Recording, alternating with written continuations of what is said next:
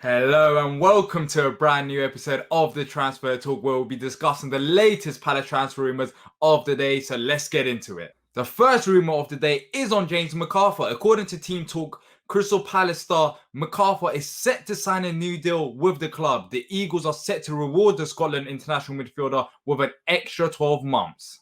Mac has been a great servant for the club. He's been at the club since 2014. It doesn't feel like it. I mean, he has been at the club a long time, but when you think about it, we're in 2020, so 6 years now that James McArthur's been at the club, and it's only right to reward him with another contract because whatever manager, whatever up or down, whatever drama's been at the club since we've been promoted to the Premier League, and there's been quite a few, James McArthur just performed. He's put his head down, he's performed. You can tell that he enjoys his time at the club.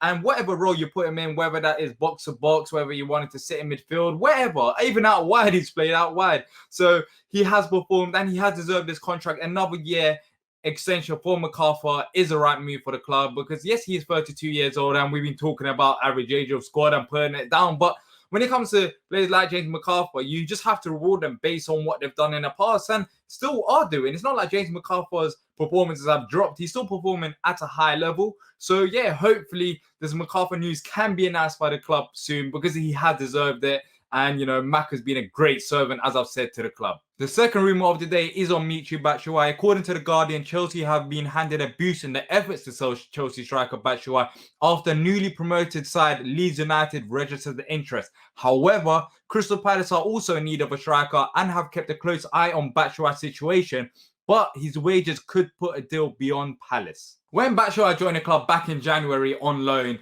he did score goals. He scored goals in a short spell at Palace. But the one thing that we have to sort of think about is, did he light the world apart? No, he didn't. And don't take this as a criticism. I'm not saying that, wow, we shouldn't get Batshuayi because he didn't play and go past 10 players in one game. I'm not saying that. He did score goals, and that's the most important factor. But what I'm trying to say is that under Roy Hodgson's system, it's very hard for strikers to score goals. Maybe you could look at Fulham and his other clubs. I'm not looking at that. I'm looking at right now with this Palace squad.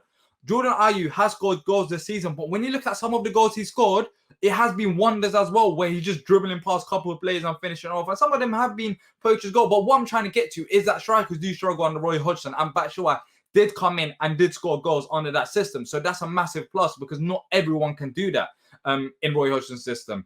So that's a massive positive. But in terms of his wages, of course, there's that rumour now where we can't afford his wages. But then again, Ollie Watkins, another player that we were linked with, maybe his wages are more suitable to Palace's requirements, but that rumour's died out. What's happening with Watkins? And if it's not Watkins, what other striker is it? Because we do need a striker. We desperately need one. Connor Wickham, as I've said in the previous episodes, is not the answer. Christian Benteke, as we've talked about, is not the answer. So if it's not Watkins, who is it? Because we haven't been linked with any other strikers as of recently. So Batshuayi does seem like an option there. And it just depends on what Palace wants, really. Because if Palace can afford his wages, and of course it might be a bit hefty, and he's not the youngest player as well, but he's also entering his prime, I think we should go for him because there isn't any options right now if Watkins doesn't happen. But then again, if Palace can't afford him, who is it? Who is it? Because we need a striker. I can't say this enough. I've said this around 20 times in this last couple of minutes, but it is important. It was risky relying on Jordan Ayew last season and going in with the same group of players and same group of attackers, you're only asking for trouble. So hopefully this Batshuayi deal can happen, but as the report suggested, wages are looking a bit difficult. The next rumour of the day is on Rhian Brewster. According to the Daily Mail, Villa have entered the race for the Liverpool striker who has been on loan at Swansea City. However, a host of other Premier League clubs, including Palace, Fulham, Brighton and Newcastle, are also interested in signing the 20-year-old. Brewster's only 20 years old, scored 11 goals in the Championship for Swansea in 22 games, and that's not a problem. He has got massive potential, and the only doubt with Brewster, it seems like, was his ACL injury that picked up a couple of years ago, but it seems like he's gone over that and he's back at his full speed, and this is where the problem lies. Brewster's back at his full speed, and Liverpool are liking what they've saw from him, and the report doesn't suggest anything of a permanent deal.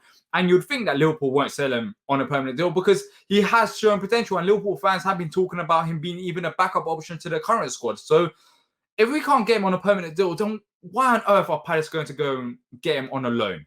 I just don't see the sense to that. Developing other players, youngsters, and sending them back out to the parent club.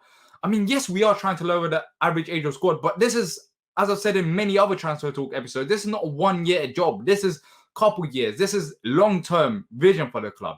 And if Brewster doesn't fit in a long-term vision, then why on earth should we go and get him? Yes, we do need a striker, but aren't there any other options? Aren't there any other options that we could get on a permanent deal that are young players? Do we really need to go out and bring out loan players? That doesn't solve our long-term problem. But maybe you bring Brewster on a 1 year deal, and then when Roy Hodgson goes, try to look for other youngsters that could potentially work. But I'm just not a massive fan of bringing other players, youngsters to our club for us to develop and send them back out, because there's a reason why they're loaning them out, for development reasons. Whereas, yes, our youngsters, I don't know if they're up to speed or on the level of Brewster's play. Maybe they're not, likes of Pierre-Eric, where we've been talking about. But then again, just don't go out and bring other players' youth back into the club. But Brewster is linked with a move to Palace. Hopefully, if it was to happen, there's an option to buy, because as you can tell by my voice, that I am not a fan of developing other teams' players, because we should go past that phase right now for Palace and look for permanent young players to join the club. The last rumour of the day is on Mattie Pollock. According to the Daily Mail, Sheffield United, Palace and Brighton are interested in the player. The 18-year-old is 6'3" tall centre-back with a robust frame who has already captained Grimsby this season. Just the other day, we were talking about Bella Kucherov, another 18-year-old in the Bundesliga 2 side, and now Mattie Pollock. It seems like the club are focusing, especially with the centre-backs, it's not focusing on the upcoming season, but focusing on the future. We are trying to get a couple of young players, a couple of young centre-backs for the future, and trying to develop them possibly under the likes of Cahill, Scott Dan, and James Tompkins. So I don't have a problem with this movement, because, as I said just previously, that we should be focusing on the long-term average age of squad, not just 1 or 2 seasons of signing young players. So no problem with this. But 6'3" tall. I haven't watched Grimsby as much. Of course, Grimsby played Palace, but I can't remember watching Mattie Pollock at the time. I don't know even if he was playing for Grimsby at the time. But yeah, another young centre-back. I thought I mentioned this one that we're linked with, and we'll see what happens with this deal. Well, that's it for today. Hope you guys have enjoyed the episode. If you leave a like and subscribe so you don't miss out on future content, that'll be great. And until next time, up the Palace.